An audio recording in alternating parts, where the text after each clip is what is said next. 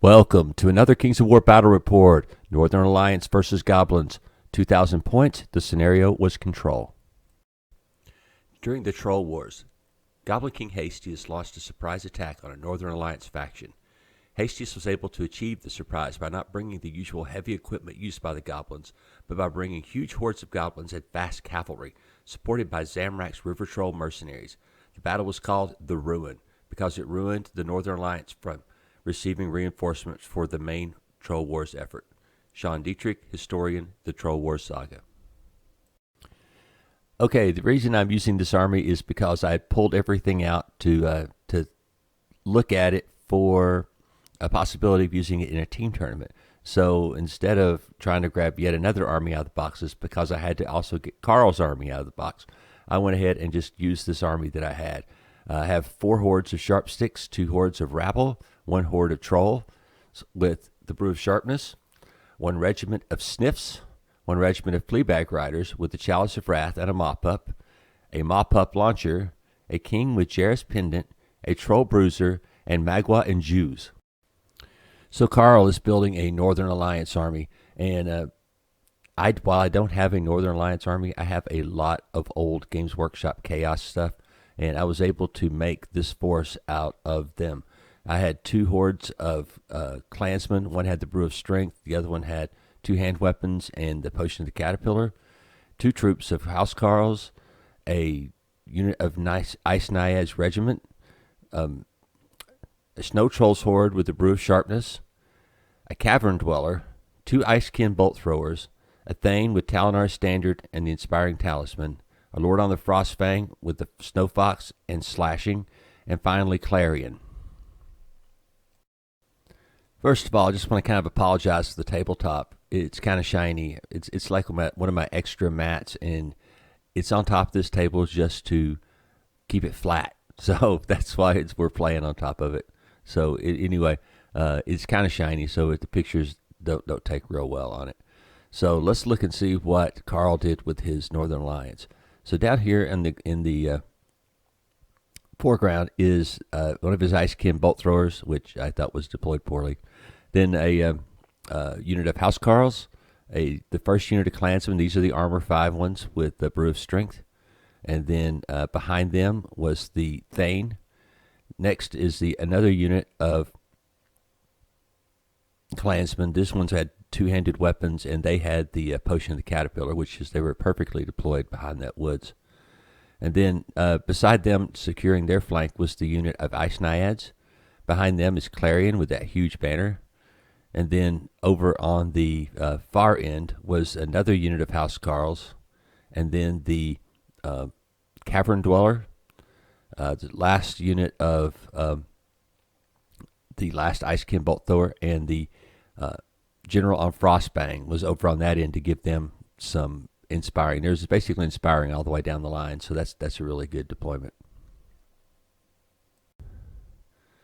Down here in the bottom left-hand corner were Zamorak's Trolls mercenaries. You know Zamorak is not around because I forgot to deploy him like a moron. So I spotted Carl 110 points. It was dumb. And then the first unit of Goblin with spears. Next, a unit of Rabble, then spears, then Rabble, and maybe it's 2 spears. Yeah, it's 2 spears. I'm sorry. And then finally, the last Rabble unit is in front of the unit with spears.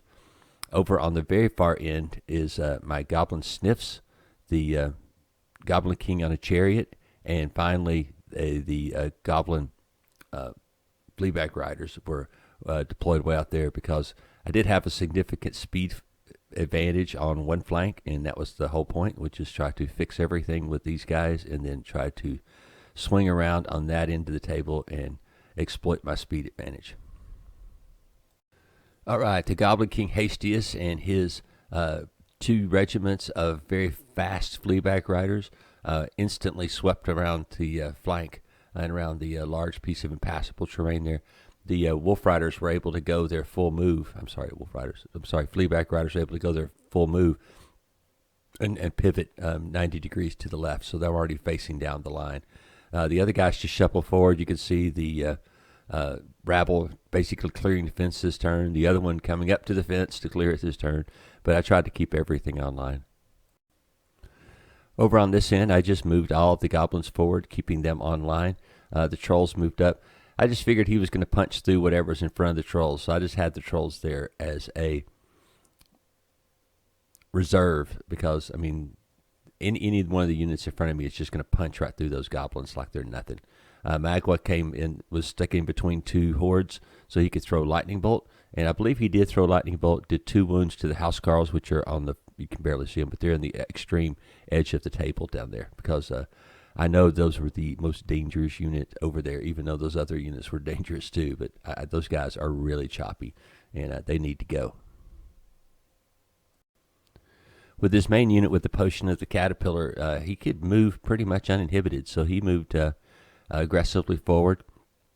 Over here on this end, I did remind him of how fast wolf riders are. I'm sorry, fleabag riders are. And so he turned 1 unit of housecarls around and the cavern dweller, which should stop me.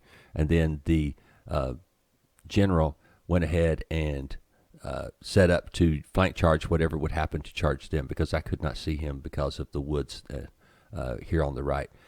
His bolt thrower did a couple of wounds to one of my units of goblins with spears, and that was it for turn 1. So my turn 2, I moved up aggressively over here. I knew these 3 units were hosed. There was no doubt in my mind. But what I was hoping to do is draw him in and maybe get rid of one of them by at least stopping them up on a turn.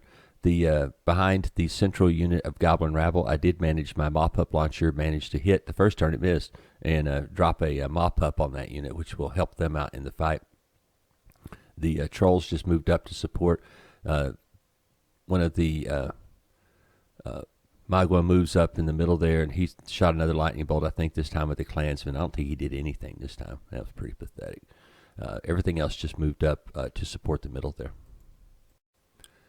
On this end, King Hasius in his chariot and his escort just kind of angled more to keep from getting shot, and so that the general on the Frostfang couldn't charge into him. So there's going to be a confrontation here at some point. The archers moved up and shot a few shots at the stupid cavern dweller. That was kind of pointless. But then the other unit of goblins with spears had jumped over their hedge, finally was walking forward. The unit, I realized after that unit did not have a mop-up, so that's why it's sitting behind them. I actually pull it down and throw it back into the bin. Okay, so here's what I'm hoping to do. Hoping that maybe he does something with the housecarls, and that would let me isolate my attack on the cavern dweller. The archers are shooting him up as best as archers can. They actually don't probably do too bad. So I was hoping to isolate it, then be able to charge it with both the Goblin Chariot, the Goblin King's Chariot, and the unit of Hack Paws, and hopefully maybe get rid of it. Then that would allow me to get behind the rest of his army. So that's my thought. That's my plan. We'll have to see how it works. So I must have got excited and missed a picture. So here's what happens. The housecarls did not charge into my rabble. They just moved forward to block them. The Fleabags and the Goblin King charged into the Cavern Dweller, but did not kill it. Down here, the Fleabag Rider Sniffs have decided there's nothing else for them over there, so they're moving over here to support the left side of the table, and we'll see what happened in the middle here. In the middle, the trolls moved forward, but I don't think Carr realized that I could see their flank, and I went ahead and charged the big unit of spearmen into their flank and one in the front and wiped them out. So that was a good thing, because that unit, there was really nothing I could do about it unless I got a flank charge. And so now I've kind of opened up the middle of the table, but his troops are so much better than mine. I don't know if it's going to make a difference or not. So over here, we also had a breakout. He had moved the housecarls over the top of the hill, and the goblins with spears went ahead and charged into them, and I got lucky and killed them. So that now allowed me to turn that whole horde to face down his line. So I've got like bookends of hordes on the end of the line. His guys had went ahead and charged. The guy with Potion of Strength had just done tons of wounds, but did not kill my unit of rabble there. The units on the in the middle there was a horde of goblin spears there, so they are eliminated as well by the naiads and the clansmen. So big hole in my line. Now all he's got to do is sweep left and right, and I think he can bust my line open. He just got to watch what's happening on each of his ends. So kind of exciting at this point to see what's going on. Magua, he just takes off running because he was hiding behind that unit, and there was no. All of a sudden, they just evaporated, and so that was hilarious. He takes off like weep, weep, weep, weep, weep, and runs off the other directions. The trolls, because I'm figuring that stuff's going to break through the trolls, I just went ahead and turned them now to the right, and that will allow them to dominate anything that kind of sneaks through that hole. So down on this end of the table, the clansmen, again, countercharge and destroy that unit of rabble. I knew that was going to happen. They haven't turned yet, but what they're going to do is they're going to turn to face the spearman unit and along with the Thane over there for support. So they're still in trouble because they're going to get triple charged next turn by trolls, one of the Goblin King with the Fury Aura, and then the other unit of spearmen. Just like I said, Carl's going to be able to exploit the hole that's in my line, and he went ahead and slams into the flank of one of my units of Goblin Spearmen. The Naiads simply turn, and this is some advice I gave him, just because they're basically invulnerable to Goblin Spearmen. I mean, they hit on 6s and wound on 4s, and then they have regeneration. There is no way in 100 years that Goblin unit is going to kill that unit of Naiads. So, anyway, the clansmen go ahead and charge the flank of that Goblin spear unit, and of course they are destroyed easily. So the Cavern Dweller countercharged the Fleabag Riders and did really poorly. I mean, it just was not a good roll. In the meantime, the General Frostfang now has circled the woods and is ready to pounce into the back of this fight. I have to kill that guy this turn, or otherwise he's going to wipe out all of that stuff there by himself.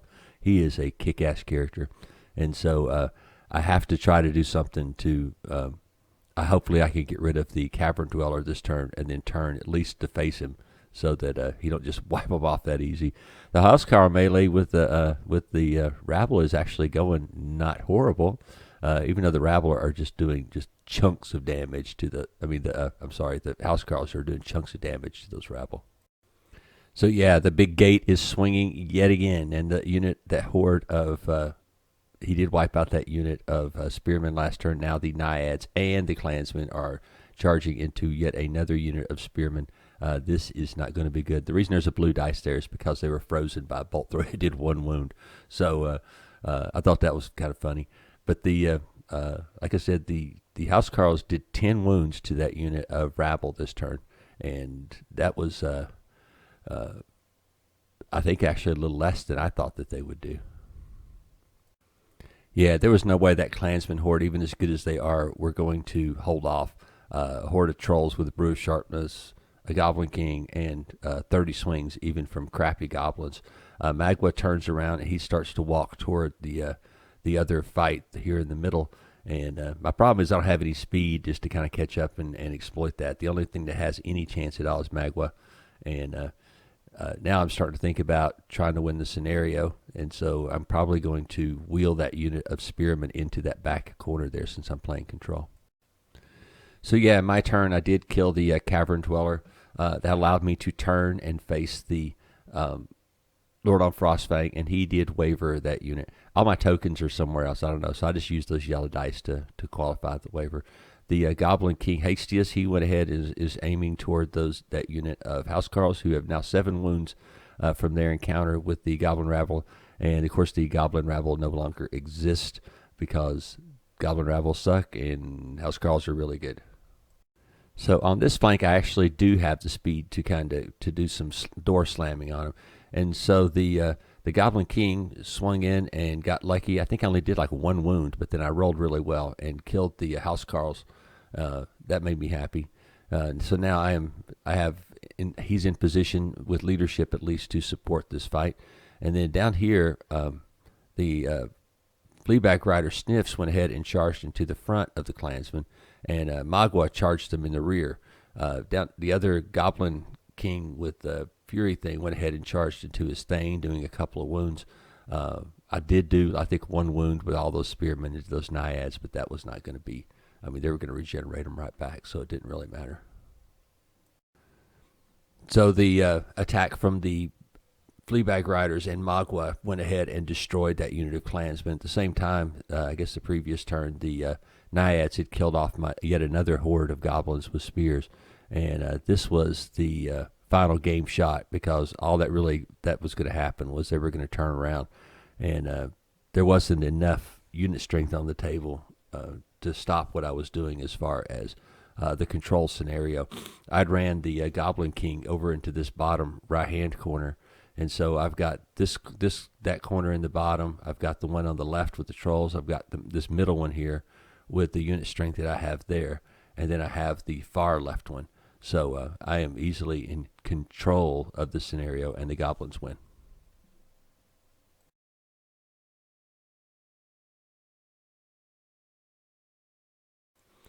All right, the question is, can a goblin army win without having to shoot the other person off the table? Well, they can in a friendly game. I don't think they could in a competitive game. And so this army, I just brought it out there to push figures across the table. And like I said, mostly it's because I was lazy, and all those hordes were laying there because I was out kind of doing an inventory of them to use in a team tournament. And so I just had them on the table, so I didn't want to put them up.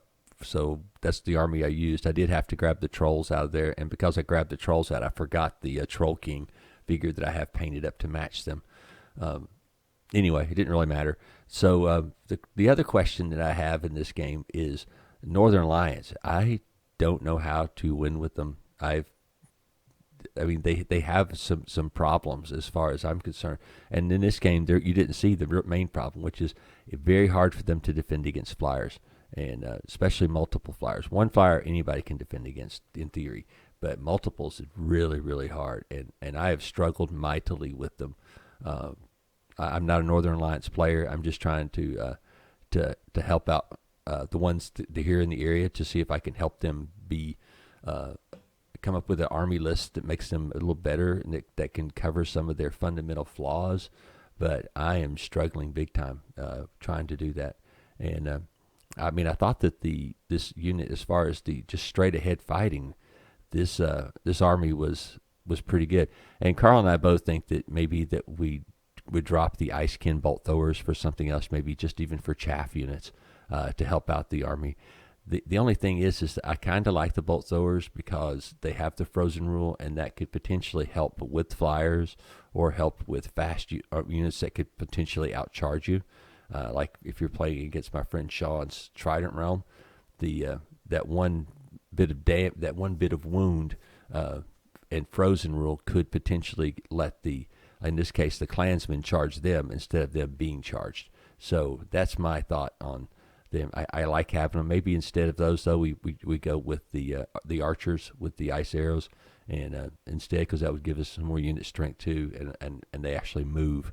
And so, we'll modify that part of the list. I don't know if it's going to make a huge difference. I think on the far end of this game, Carl really misplayed with Lord on the Frost. I don't think he realized how powerful it is. That guy can, in this army, he could kill any of the units except for the trolls. I mean, he could literally go toe to toe with every unit in this army and kill it over time, except for the trolls. So.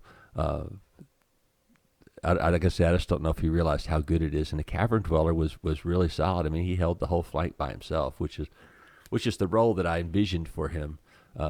Just kind of like I used to use giants in my Kingdoms and Men army to kind of hold a flank or something to slow down everything. I mean, they won't hold a flank, but they can slow down stuff. And the Cavern Dweller is really annoying with Life Leech 3 because, I mean, he will do 3 wounds back to you every turn. And he will get 3 wounds back, so that's a good thing about him. He's a pretty tough guy, and of course House Carls are just amazing. They just do so much damn damage. I got lucky down here on this flank. I rolled really well with the spearmen, but I knew what was going to happen. I'm pretty sure that he was going to chew through that unit of spearmen that's here in the foreground, and then the trolls would finish him off. But I did not anticipate the stupid goblins with spears finishing that unit off. But I'd only done 2 wounds. I mean, I didn't have very much shooting, but Magua did 2 wounds to to that unit, and that was just enough to tip them over. And I didn't even have a chance to mop up them. I don't think, and help them out because I missed the first turn with the mop up, which is crazy. It's on 4s. I mean, it's not that hard to do, but anyway, that was an unexpected thing. And when that unit busted out, that really opened this flank down here. Because I think if they would have held out, I think this flank would have been a lot more interesting. But Carl did, bust through there and then swing like a gate both ways. But I just don't think he had enough gate on this right hand side. I think he needed something else to help there. So Ice Naiads are really good for as far as defending units and the flanks, but they aren't very offensive. They're not going to hurt things unless you give them something. So I mean, I like them. I like them a lot, but they, like I said, they are not necessarily known for their hitting power. So while they're a good flank defender, they are not a good flank attacker. So maybe the thing may have been is to put the Housecarls right next to this unit of Clansmen here, and then the Ice Naiads and the Cavern Dweller on the very far end to be more of a flank holder and not so much worry about the offensive part of them. Just keep the offense, just fixated and closed together like that so that you can just chop stuff to pieces. Because, I mean, the Goblins, for the most part, aren't going to hurt you. But over time, there's just the sheer weight of numbers in this game is what eventually got to the Northern Lines. It wasn't the fact that they were any good. It was the fact that, you're just getting hit by 60 attacks a turn, even though they're not very good attacks. Over time, though, there's going to be bound to be a good dice spike and something happened to you. So, anyway, I hope you enjoyed the game. I know I did. It was a quick game. We didn't have a whole lot of shooting and magic stuff running around in it, and so it went fast. And so, anyway, till next time, I hope you have some good gaming this week, and hopefully I'll find another game or two to play.